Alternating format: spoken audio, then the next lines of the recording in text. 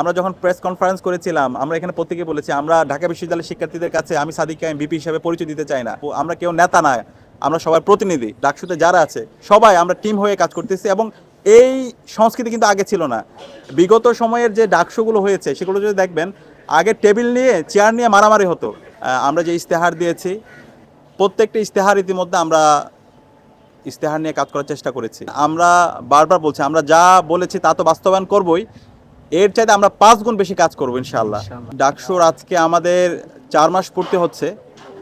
আমরা যখন নির্বাচন করছিলাম তখন আমাদের প্রত্যেকের ইস্তেহার ছিল, আমাদের একটা স্লোগান ছিল স্বপ্নের ক্যাম্পাস গড়ার পথযাত্রী আমরা থামবো না। যেই স্বপ্ন নিয়ে আমরা বিশ্ববিদ্যালয়ে ভর্তি হই প্রথম বর্ষ থেকে আমাদের স্বপ্ন থাকে একটা নিরাপদ ক্যাম্পাস, যেখানে স্বাস্থ্যের নিরাপত্তা থাকবে, যেখানে খাদ্যের নিরাপত্তা থাকবে, যেখানে আমাদের শিক্ষার্থীদের আবাসন সংকট দূর হবে এবং আমাদের বন্ধুদের জন্য একটা নিরাপদ ক্যাম্পাস হিসেবে আমরা গড়ে তুলতে পারবো। তো সেই ধরনের নিরাপদ ক্যাম্পাস গড়ার জন্য আমরা একদম শুরু থেকে কাজ করছি। আমরা যে ইস্তেহার দিয়েছি প্রত্যেকটা ইস্তেহার ইতিমধ্যে আমরা ইস্তেহার নিয়ে কাজ করার চেষ্টা করেছি এবং ইতিমধ্যে আমাদের যে কাজ সে কাজের সম্পূর্ণ আপডেট আপনাদেরকে আমরা দ্রুতই সোশ্যাল মিডিয়ায় দিয়ে দিব এবং প্রত্যেকটা কাজের বিস্তারিত প্ল্যান এবং কতটুকু বাস্তবায়ন হয়েছে এবং কি কি বাকি আছে সেটা সহ আপনাদেরকে আমরা জানিয়ে দেব। তো আমাদের এখানে মৌলিক যে সংকটগুলো ছিল বিশ্ববিদ্যালয়ের 104 বছর অনেকগুলো সংকট তৈরি হয়েছে। স্বাধীনতার 5 দশকে অনেক বড় বড় সিন্ডিকেট তৈরি হয়েছে। তো আমরা সবগুলো আইডেন্টিফাই করার চেষ্টা করেছি এবং প্রত্যেকটা সিন্ডিকেটকে আমরা ভেঙে দেওয়ার চেষ্টা করছি। এক্ষেত্রে আমাদের ঢাকা বিশ্ববিদ্যালয়ের শিক্ষার্থীরা সর্বাত্মকভাবে আমাদেরকে সহযোগিতা করছে, আমাদেরকে পরামর্শ দিচ্ছে এবং অনেক আমাদের বন্ধুপ্রতিম যারা আছে তাদেরকে নিয়ে তারা আমাদেরকে নিয়ে সমালোচনা করছে এবং এই সমালোচনাগুলোকে আমরা সাদরে গ্রহণ করছি। আমরা এই ধরনের সমালোচনাগুলো আমরা আশা রাখছি আরও অব্যাহত থাকবে এবং এই সমালোচনার মাধ্যমেই আমাদের মানুষ হিসাবে যে ভুলগুলো হয় সেই ভুলগুলো আমরা নিজেদেরকে শুধরে নিচ্ছি এবং আমরা আমাদের কাজের প্রতি অনেক বেশি আগ্রহ আমাদের তৈরি হচ্ছে। তো আজকে আমাদের কমন রুম এবং ক্যাফেটেরিয়া সম্পাদকের পক্ষ থেকে বিশ্ববিদ্যালয়ে আমাদের যে ক্যাফেটেরিয়াগুলো আছে সেখানে কমন রুমগুলোতে আমরা পানির ফিল্টার দিচ্ছি। তো আজকে আমরা আমাদের কমন রুমগুলোতে সেই ফিল্টারগুলো দিচ্ছি। আমরা এই প্রজেক্ট বাস্তবায়ন করার জন্য ডাকসুর কমন রুম ও ক্যাফেটেরিয়া সম্পাদক উম্মে সালমাকে আন্তরিক ধন্যবাদ জানাচ্ছি। একই সাথে আপনারা জানেন আমরা বারবার বলছি আমরা যা বলেছি তা তো বাস্তবায়ন করবই, এর চাইতে আমরা 5 গুণ বেশি কাজ করবো ইনশাআল্লাহ।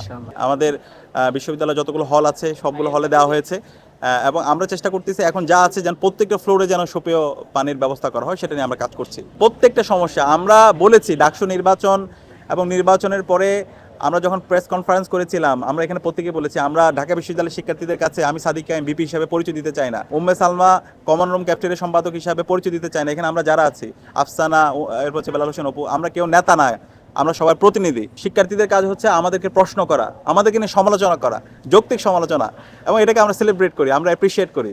আমরা চাই আমাদের ভাই বোনরা আমাদেরকে নিয়ে সমালোচনা করবে, তারা আমাদের ভুলগুলো ধরায় দিবে এবং আমাদের কাজ হচ্ছে কাজ করা। আমরা এখানে কেউ নেতা না। সুতরাং আপনারা যখন এখানে আসবেন ডাকসুতে আমরা যখনই বসে আমরা চেষ্টা করি প্রতিদিনে একদম রাত পর্যন্ত বসার জন্য। যে আসুক যে কোনো সমস্যা, তাদের ব্যক্তিগত সমস্যা, পারিবারিক সমস্যা, তাদের একাডেমিক সমস্যা, যে কোনো সমস্যা ক্যাম্পাসে তার আপন বড় ভাই থাকলে অথবা তার আপন বোন থাকলে যেভাবে শেয়ার করে শিক্ষার্থীরা তারা আমাদের সাথে এইভাবে শেয়ার করছে এবং আমরা আমাদের সবটুকু দিয়ে আমরা চেষ্টা করতেছি। আপনারা জানেন এই বিশ্ববিদ্যালয়ে আমাদের এখানে ডাকসুর এখন পর্যন্ত আমরা ফান্ডটা পাই নাই, শিক্ষার্থীরা যে ফান্ডটা দিয়েছিল, কিন্তু আমরা বসে নাই। আমরা বলতে পারতাম, আমরা অজুহাত দিয়ে বলতে পারতাম বিশ্ববিদ্যালয় আমাদেরকে ফান্ড দেন, আমরা কাজ করতে পারতেছি না, কিন্তু আমরা রাত দিন এক করে এই যে সালমা, আফসানা, বেলাল হোসেন অপু, আমাদের পুরো টিম, ফরহাদ, মহিউদ্দিন এবং ডাকসুতে যারা আছে সবাই আমরা টিম হয়ে কাজ করতেছি এবং এই সংস্কৃতি কিন্তু আগে ছিল না।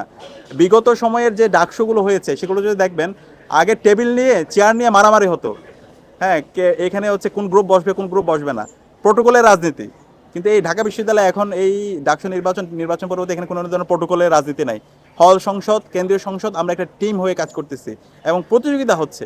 তো এই ধরনের একটা সুন্দর সংস্কৃতি আমরা আশা করতেছি এটা একটা সাস্টেনেবল পজিশন আমরা নিয়ে যাব এবং পরবর্তী যারা আসবে তারা যেন আরও ভালো পজিশনে আমাদের বিশ্ববিদ্যালয়কে নিয়ে যেতে পারে সেজন্য তারা আশা করতেছি তারা কাজ করবে এবং তাদের জন্য চমৎকার একটা আমরা ক্ষেত্র তাদের জন্য আমরা রেখে যাব। ই লাইব্রেরি নিয়ে দীর্ঘদিন সংস্কার নিয়ে এটা নিয়ে আন্দোলন হচ্ছে, সেটা নিয়ে আজকেও আমরা মিটিং করে এসেছি। আমরা আশা করছি ই লাইব্রেরির সংস্কার কাজ খুব দ্রুতই শুরু হবে।